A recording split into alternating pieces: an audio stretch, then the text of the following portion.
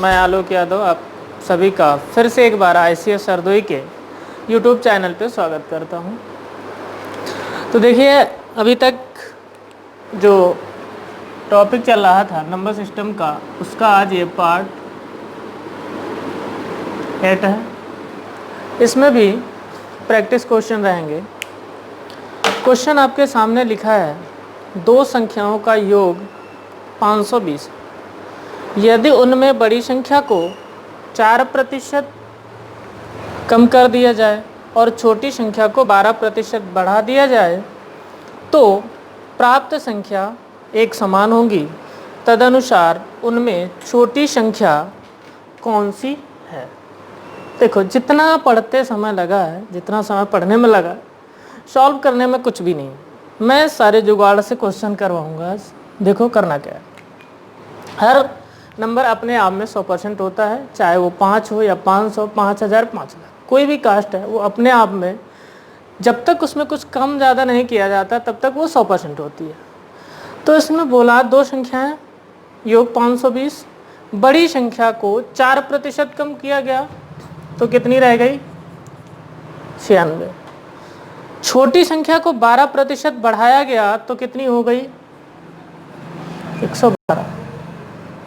16 से काटा 6 और 16 से काटा। अनुपातिक योग 6 और 7 13। 13 बराबर क्वेश्चन में कितना? 520। तो एक का मान कितना आया? 40। तो संख्या कितनी होगी? 240। छोटी संख्या, बड़ी वाली 280। आंसर। नेक्स्ट,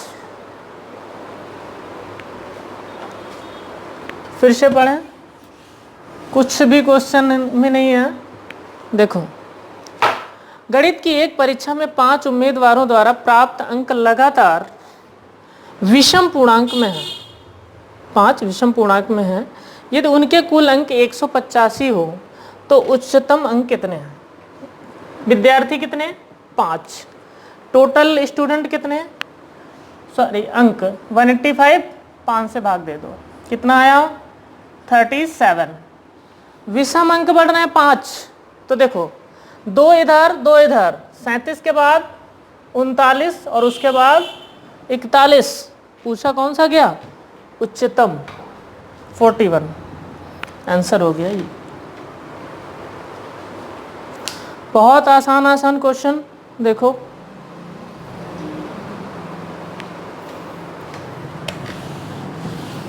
अगला क्वेश्चन ध्यान से पढ़ें। 3 संख्याओं का अनुपात 3:6:8 है। यदि उनका गुणनफल 92:16 है तो तीनों संख्याओं का योग क्या होगा?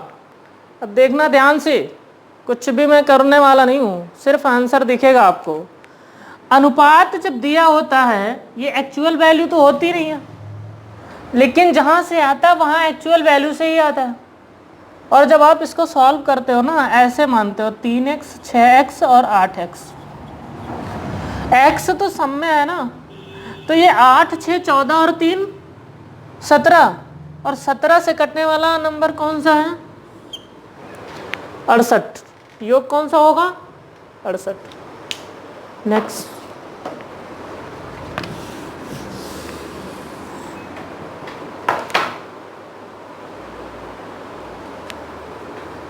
फिर एक बहुत आसान सा क्वेश्चन। देखो, थोड़ा सा ध्यान देना है। 4 लगातार आने वाली प्राकृत संख्याओं में से यदि प्रथम 3 का योगफल कितना है? 27। यानी 3 को जोड़ा गया 27, भाग दे दो, बीच वाली आ जाएगी। 3 नेम 27।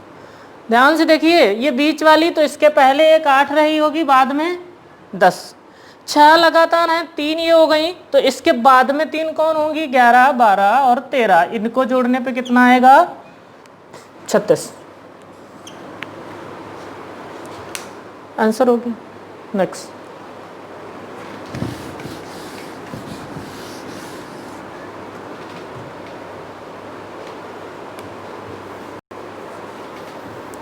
जल्दी से देखो, 2 सेकंड में आंसर बताना है। मैंने एक धन पूर्णांक को 18 से गुणा किया और दूसरे को 21 से गुणा किया। ठीक। तदुपरांत दोनों गुणनफलों को जोड़ दिया, तदनुसार प्राप्त योग निम्नलिखित में से कौन सा होगा। देखो, धन पूर्णांक एक को 18 से गुणा किया और दूसरे को, अगर आप एक पूर्णांक x लेंगे तो 18 से गुणा करेंगे, दूसरा y लेंगे तो 21 से गुणा करेंगे। अब देखो, दोनों में 3 कॉमन है, बाहर निकाल लो। 6x plus 7y। अब ये 3 तो मल्टीप्लाई में रहा होगा, और 3 रहा होगा तो जो ऑप्शन होगा वो 3 से कटने वाला होगा। 6 2 8 कटेगा 3 से, नहीं। 2 2 4 कटेगा, नहीं। 8 2 10 कटेगा, नहीं। 7 2 9 कट जाएगा, यही आंसर।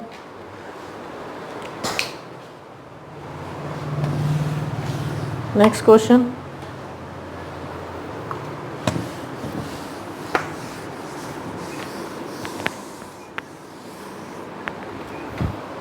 फिर एक बार जल्दी से, 4 अभाज्य संख्याएं आरोही क्रम में हैं।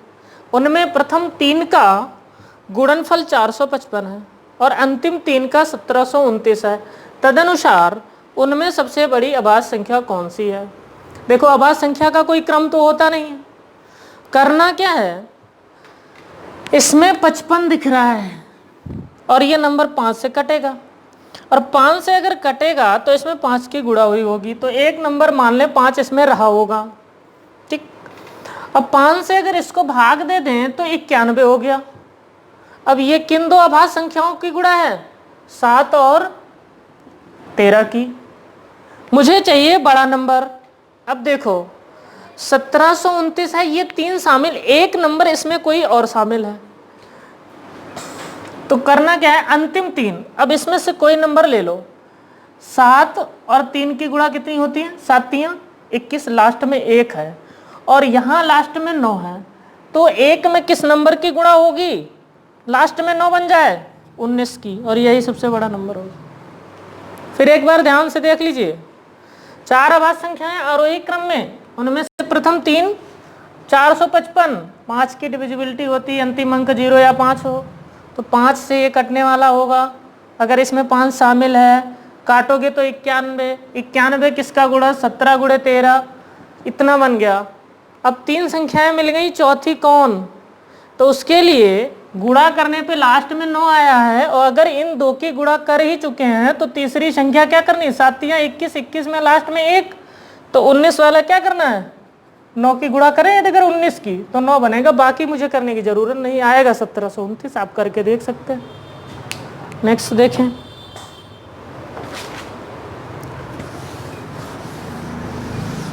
क्वेश्चन थोड़ा छोटा आ रहा है, मैं बता देता हूं।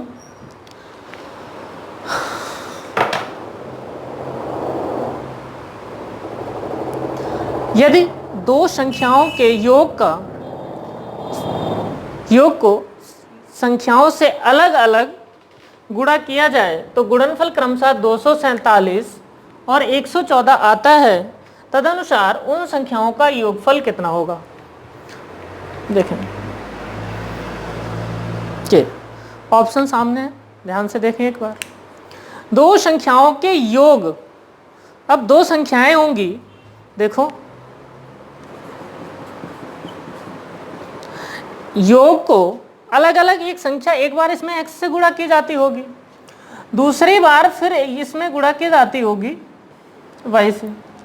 ध्यान से देखना, योग तो भाई दोनों में है, तो दोनों में है, जो योग होगा उससे दोनों नंबर कटेंगे। अब देखो 247 114 को कौन सा ऑप्शन काट रहा, 20 काट पाएगा, और 23 से 23 एकम 17 काट पाएगा, बिल्कुल नहीं कटने वाला।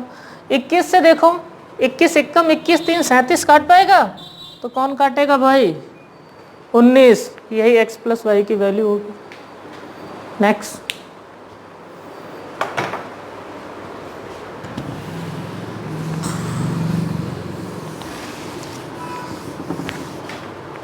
अगला जल्दी से लगाएं। 2 संख्याओं का योग 37, उनके वर्गों का अंतर 185। देखो कुछ करना नहीं होता है, सीधे सीधे भाग देना है, आंसर आएगा 185/37। कितना 5 वर्गों का x square minus y square, ये क्या होता है x minus y into x plus y. एक मुझे पता है 37 और बराबर 185, काट देंगे 5 तो इसके मान क्या हो जाएगा एक्स माइनस वाई।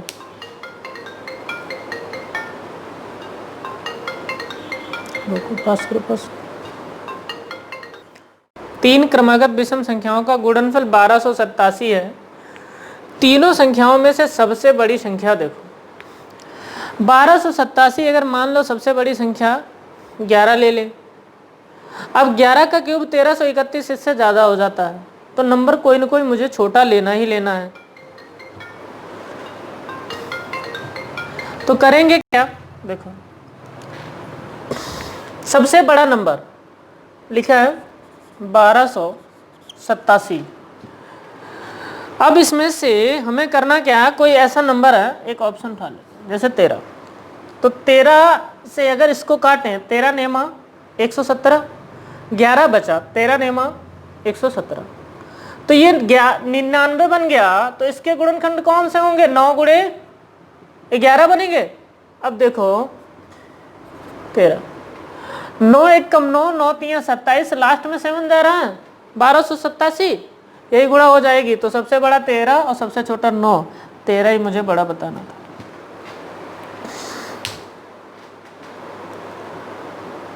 नेक्स्ट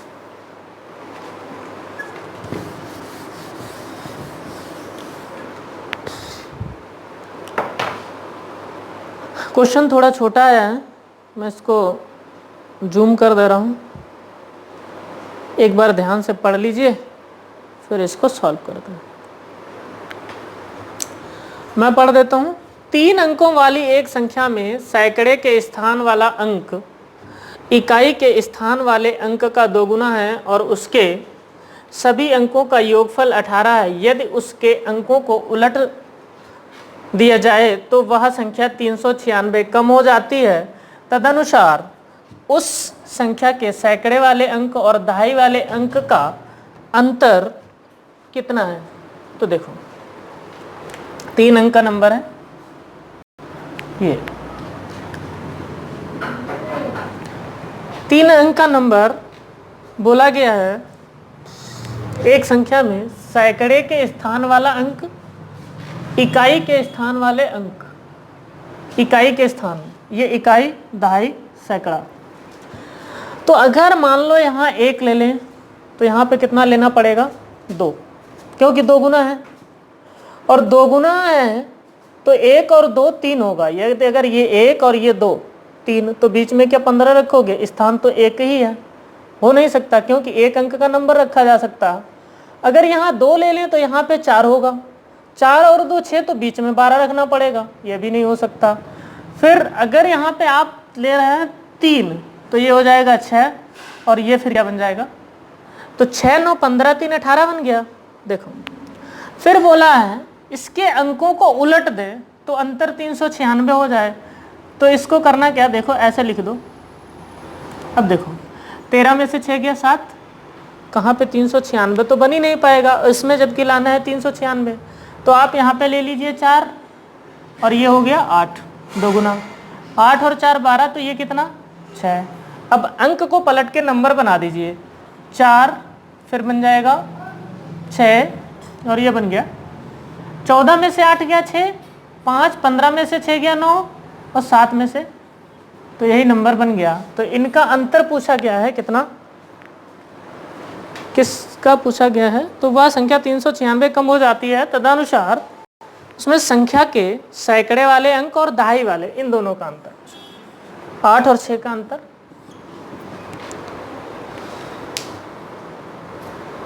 अगला क्वेश्चन,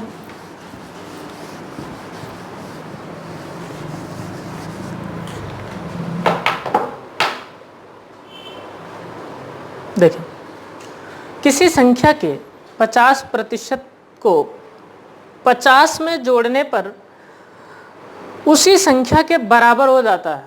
तो देखना थोड़ी सी ऑप्शन की मदद लो। 50% का मतलब होता है किसी नंबर का आधा, तो 50 का आधा कितना होता है 25, और 25 इसमें जोड़ोगे तो कितना बन जाएगा 75, तो वही संख्या तो नहीं बन पाई। इसका आधा 75 होता है और इसमें 75 जोड़ दोगे तो क्या संख्या बन पाएगी? नहीं। 100 का आधा कितना होता है 50, और 50 में 50 जोड़ दोगे कितना बन गया 100, वही नंबर मिल गया, तो यही आंसर।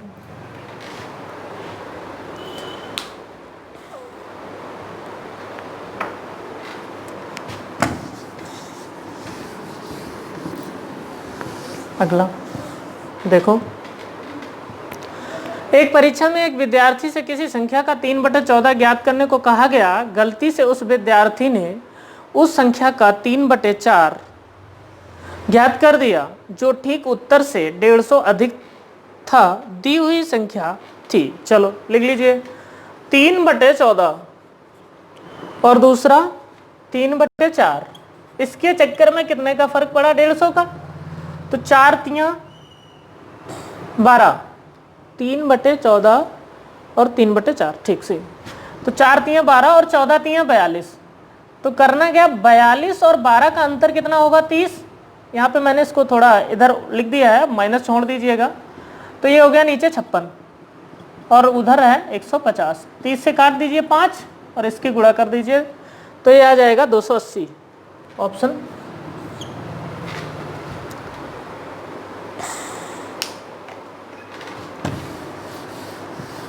नेक्स्ट क्वेश्चन देखो,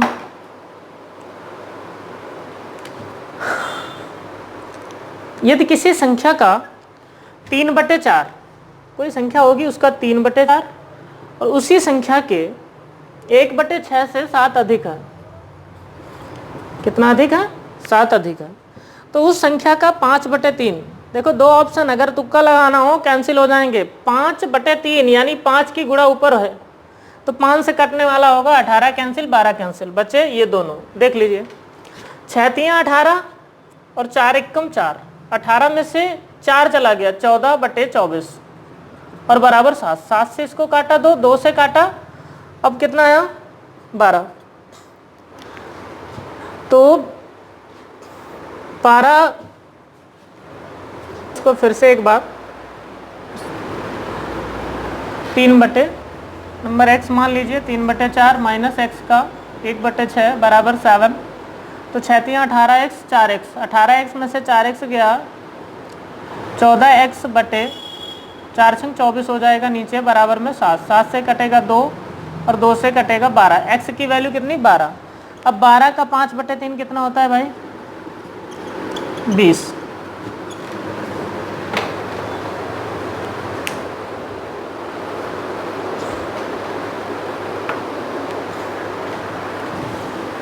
लगाइए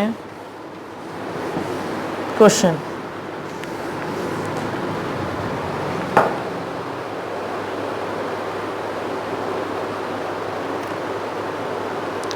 इसको एक बार क्वेश्चन में पढ़ देता हूँ। 3 संख्याओं का योग 91 है। दूसरी संख्या पहली से 33 सही 1/3% अधिक है और तीसरी संख्या पहली एवं दूसरी संख्याओं के योग से 60% अधिक है। सबसे छोटी संख्या ज्ञात कीजिए।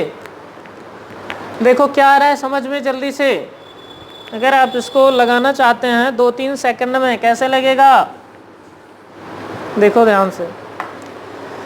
33 सही 1/3% जो होता है इसका मतलब होता है 1/3 और दूसरी संख्या पहली से ज़्यादा है, तो ये मान लो 3 है, तो ये 3 से कितनी बन जाएगी 4 रहेगी और 3 से 4 रहेगी। अब इन दोनों का अगली संख्या जो आएगी 7 का 160/100 करेंगे, अनुपातिक योग करेंगे, बराबर 91 रख देंगे, x की वैल्यू आ जाएगी, यहाँ x मान सकते हैं। ये प्रोसेस है। बट सबसे छोटी संख्या पूछी है, अगर ये 3 लगा है और 3 की मल्टीप्लाई है तो ऑप्शन 3 से करना चाहिए और वो केवल एक ऑप्शन है 15, बाकी कोई नहीं कटेगा, यही आंसर है।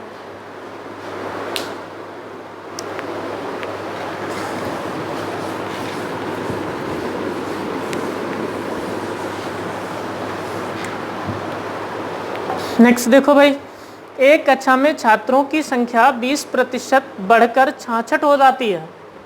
प्रारंभिक संख्या कितनी थी। अब 20% का मतलब ध्यान से देखें, 1/5। 20% का मतलब जानते हैं क्या होता है? 1/5। 1/5 यानी 5 पे 1 बढ़ा।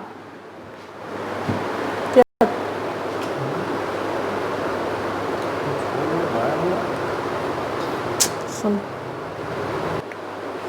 देखो, तो 20% बढ़कर 66 हो जाती है। तो 20% का मतलब प्रतिशत अर्थात नीचे 100 आता है ये। तो 1/5, 5 पे 1 बढ़ा कितना बन गया? 6/5। अब देखो 6 बराबर कितना दिया है? 66। और 6 से 66 कैसे बना? 11 गुना। तो 5 का 11 गुना कितना? 55। यही आंसर है, ऑप्शन रहेगा आपका ये वाला।